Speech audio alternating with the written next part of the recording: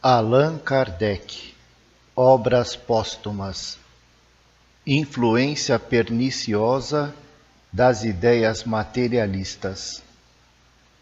Sobre as artes em geral, a regeneração delas por meio do Espiritismo.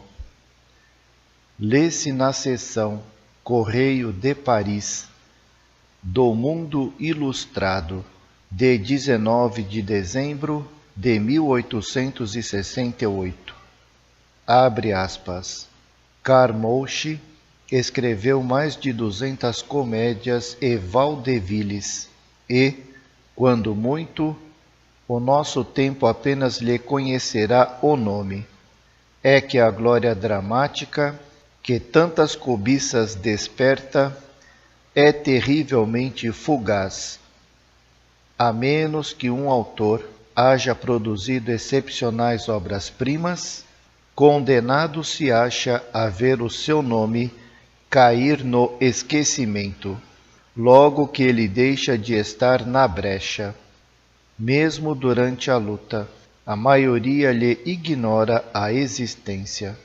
Com efeito, o público, quando lê o cartaz, apenas atenta no título da peça. Pouco lhe importa o nome de quem a escreveu.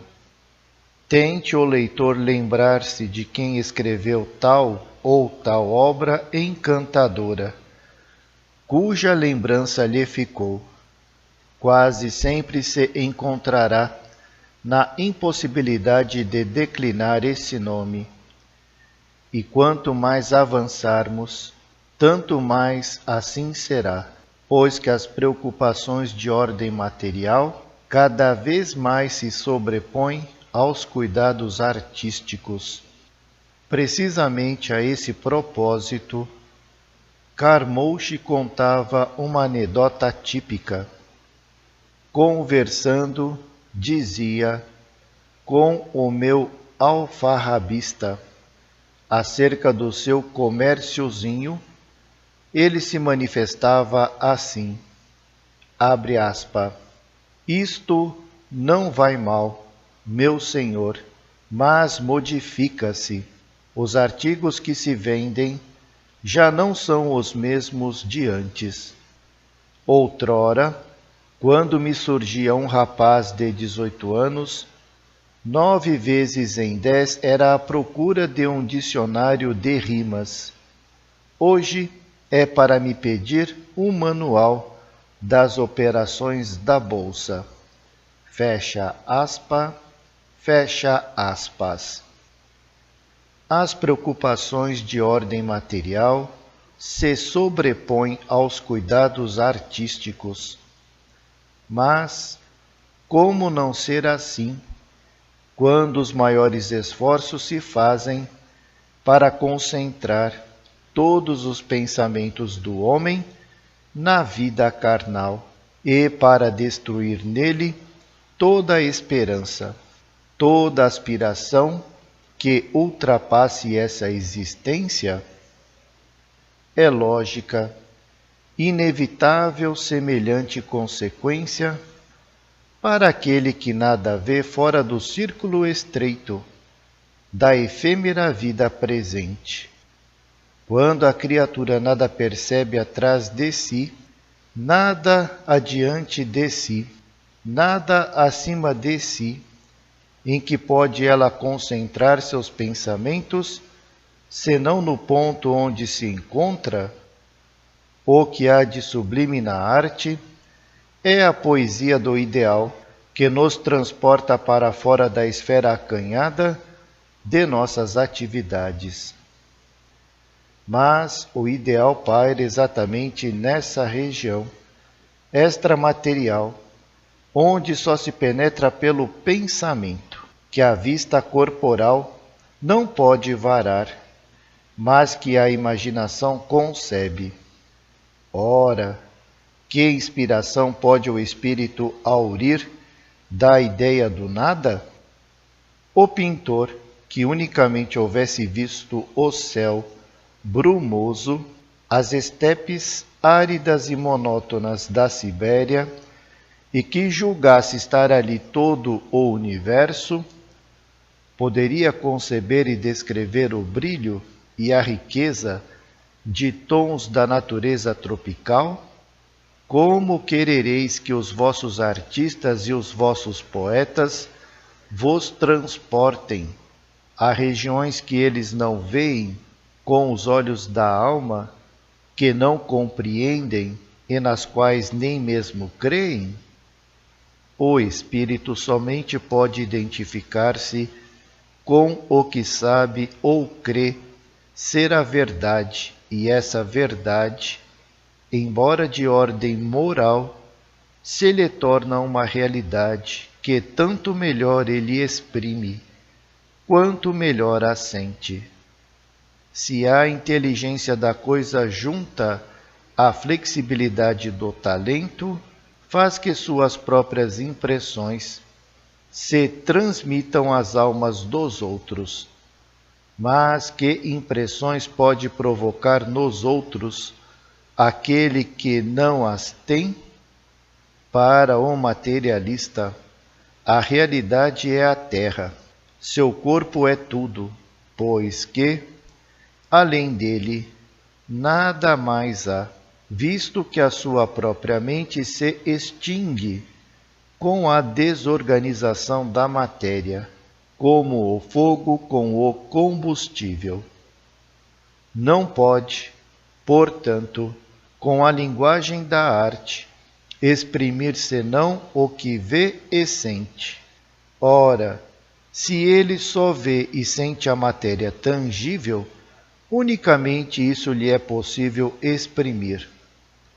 Nada pode aurir de onde apenas vê o vazio.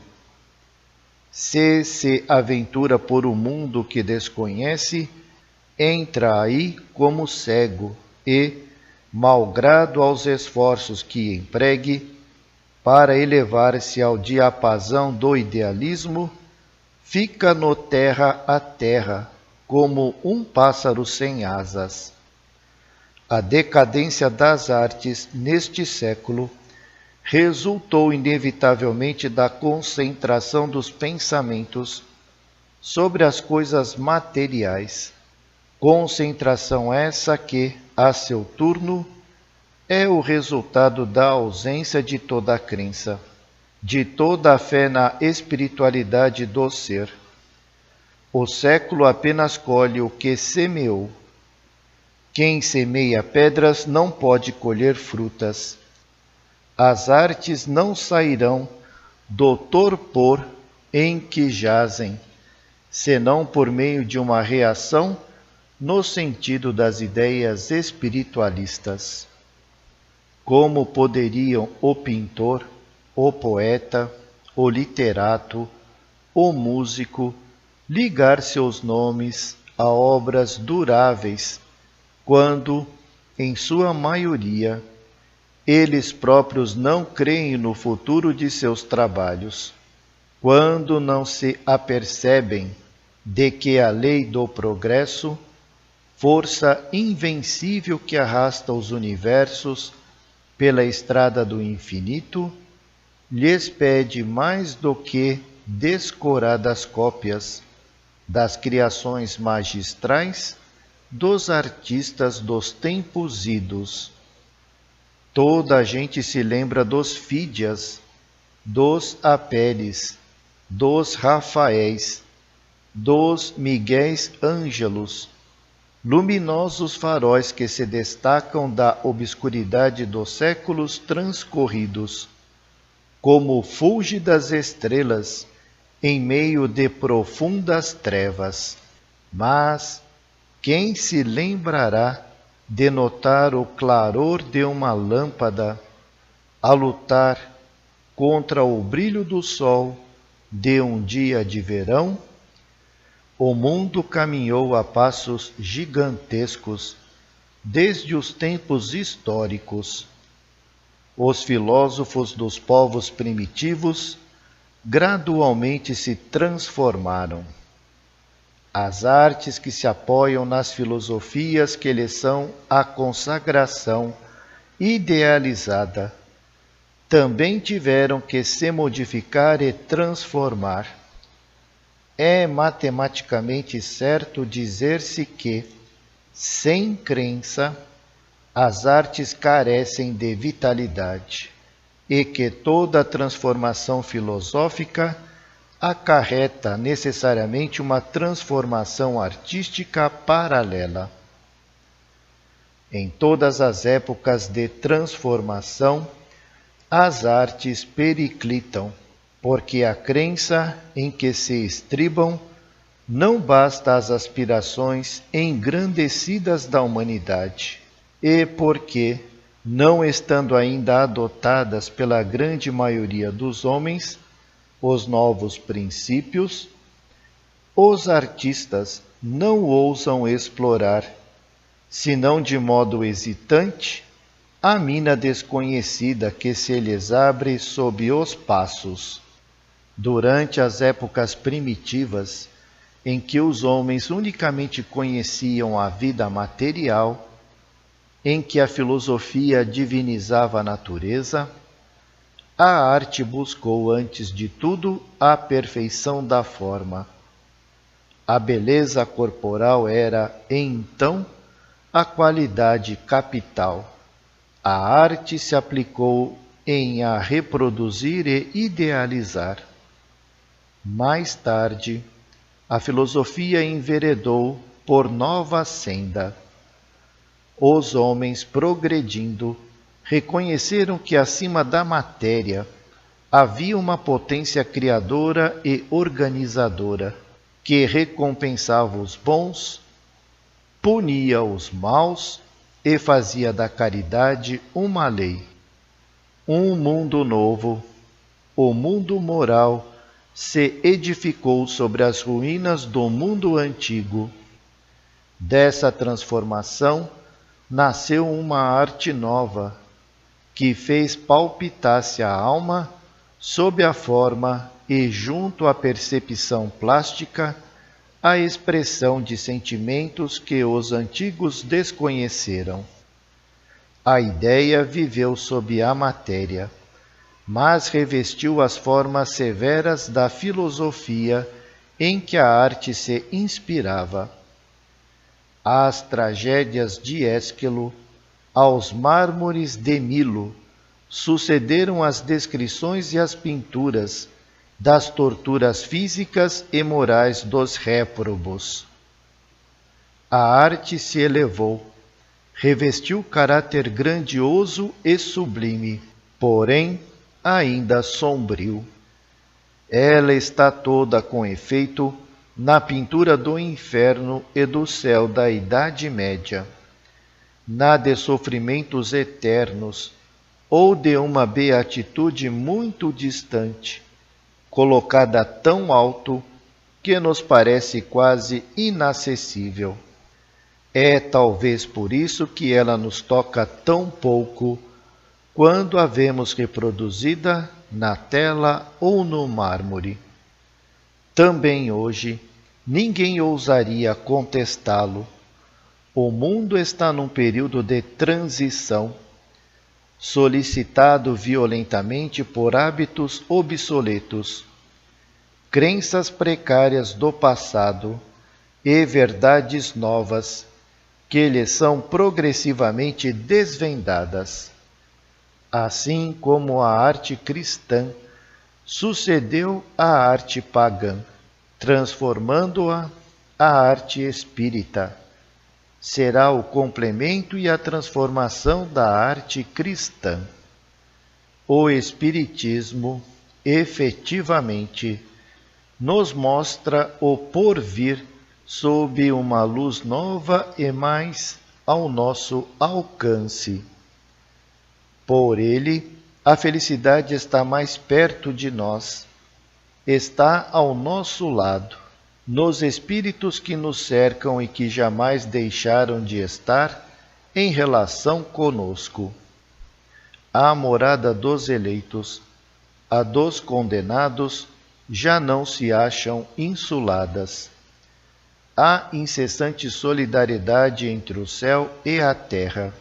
entre todos os mundos de todos os universos. A aventura consiste no amor mútuo de todas as criaturas que chegam à perfeição e numa constante atividade, com o objetivo de instruir e conduzir àquela mesma perfeição os que se tornaram retardários. O inferno está no próprio coração do culpado, que tem nos remorsos o seu castigo. Não mais, todavia, eterno e ao mal, que toma o caminho do arrependimento, se depara de novo a esperança, sublime consolação dos desgraçados. Que inesgotáveis fontes de inspiração para a arte! Que obras-primas de todos os gêneros as novas ideias suscitarão, pela reprodução das cenas tão multiplicadas e várias da vida espírita. Em vez de representar despojos frios e inanimados, ver-se-á uma mãe tendo ao lado a filha querida, em sua forma radiosa e etérea, a vítima a perdoar ao seu algoz, o criminoso a fugir em vão ao espetáculo, de contínuo renascente de suas ações culposas, o insulamento do egoísta e do orgulhoso, em meio da multidão, a perturbação do espírito que volve a vida espiritual, etc., etc. E se o artista quiser elevar-se acima da esfera terrestre, aos mundos superiores, verdadeiros édens onde os espíritos adiantados gozam da felicidade que conquistaram, ou, se desejar reproduzir alguns aspectos dos mundos inferiores, verdadeiros infernos onde reinam soberanamente as paixões, que cenas emocionantes, que quadros palpitantes de interesse se lhe depararão. Sem dúvida, o Espiritismo abre à arte um campo inteiramente novo, imenso e ainda inexplorado. Quando o artista houver de reproduzir com convicção o mundo espírita, aurirá nessa fonte as mais sublimes inspirações e seu nome viverá nos séculos vindouros, porque as preocupações de ordem material e efêmeras da vida presente sobreporá o estado da vida futura e eterna da alma.